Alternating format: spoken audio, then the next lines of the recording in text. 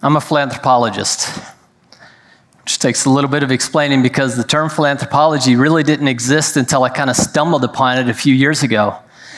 But as soon as I combined these two unrelated words, philanthropy and anthropology, I realized that this was the term that explained what I was doing more concisely and appropriately than any other term.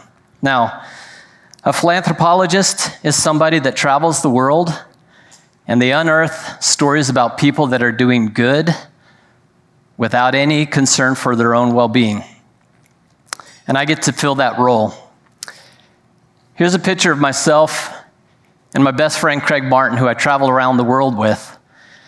We travel around the world in a television show of PBS called The Good Road.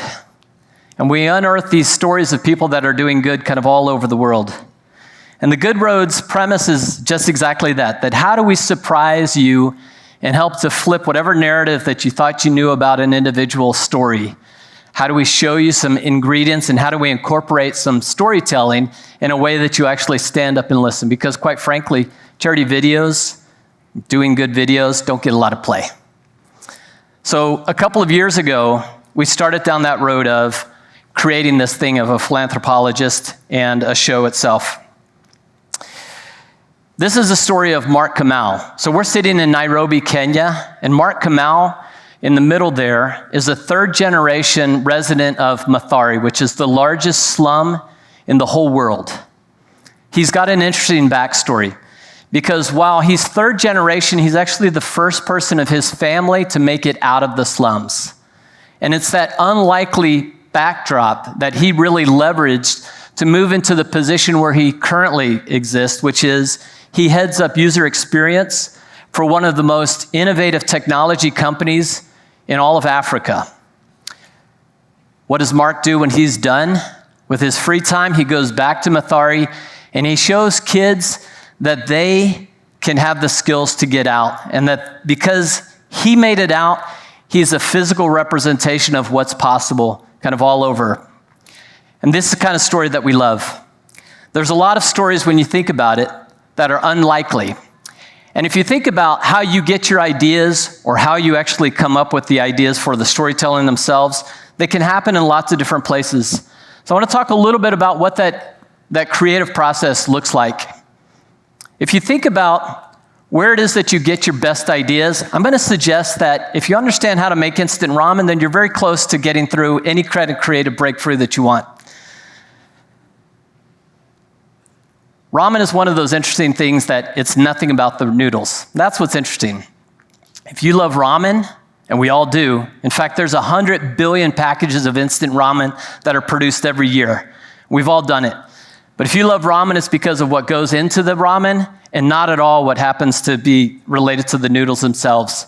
And that's the kind of stories that we do. We surprise you with these stories. It's not Earl or it's not Craig in these situations. Here's Craig and I back in Bangkok, Thailand. And my love of this creative process actually started in Thailand. When I was 9 years old, my family moved to Bangkok, Thailand. My father was a fighter pilot. It was the tail end of the Vietnam War. And so my dad was flying in and out. He was gone a lot. My mother, like many military spouses, was left trying to raise 5 kids in a distant land. And what she would do is she would incorporate in a lot of creative ways for us to get involved in the kitchen. And instant ramen is the perfect place to go and experiment because you can add ingredients and spices and you can come up with something that could be amazing, and at the end of it, you get to enjoy your successes. Or if it's super horrible, you could do what I do and you feed it to your younger brother, Mike. Everyone needs a younger brother, Mike. But that's the beauty of all of this, is that ramen is one of those areas that you can experiment. And experimentation is part of the recipe that I can offer you. Because when you start to look at how do you incorporate different stories and different backstories into your solutions, then all of a sudden you realize that there's a lot of possibilities right here in this room that you can play around with. We decided that we were going to go to Myanmar, and we were going to tell some stories about that country. Myanmar, of course, was formerly known as Burma, but that's super daunting because Myanmar is a complex country. On the one hand, they have the longest running civil war in the world. But on the other, they're conservative, peaceful Buddhists. And their food is the same dichotomy. On the one hand, it's French. So you have red wine and baguettes that sit next to this Asian influence of rice and green tea, salad, and mohinga. And again, when we were trying to figure out who it is that can actually help us to figure out what this place looked like, we looked for an interview and we found the perfect one. The person that we interviewed was not a travel agent or a tour guide. He wasn't a historian. We ended up finding somebody that was a punk rock band called Rebel Riot, and this is the lead singer, Jojo. Now, what I love about Jojo is he's a tall guy. He's actually taller when he spikes up his red mohawk. And he's got this great smile. And he's a super kind person that he just exudes throughout it. And Jojo then became our guide. He took us around downtown Yangon. And I found out a lot about punk and Yangon through him. Because in downtown Yangon, the punk community was very much involved in that area. And there's a lot of homelessness. There's a lot of kids. And these guys, the punks, were the ones that were raising money and getting food and feeding the hungry. They have a nonprofit called Food Not Bombs.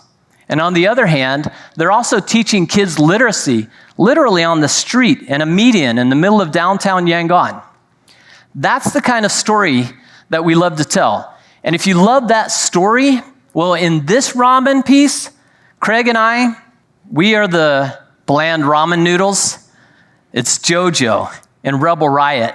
They're the reason that this spices up. And you can play with that combinations almost anywhere. If you're trying to find innovation, then the other way is that instant ramen is another good place to do it. Sometimes it's going to fail. Sometimes you're going to end up with a story like Post-it notes or penicillin, where it's this unexpected thing. But failing is part of succeeding. And if you can find out what absolutely doesn't work, then you're actually much closer to understanding what does work. Or if you can't find the right way to go, then find the wrong way to go and turn around and follow the good road. And that's the wisdom of ramen. Because if you can maintain kind of a beginner's mind, if you can look at every situation as if it's the very first time you've ever seen it, if you can listen to the voices around you, then you can come up with some innovations that may have never been occurred to you before. And that happens not only in good storytelling and making ramen, but that happens everywhere in business.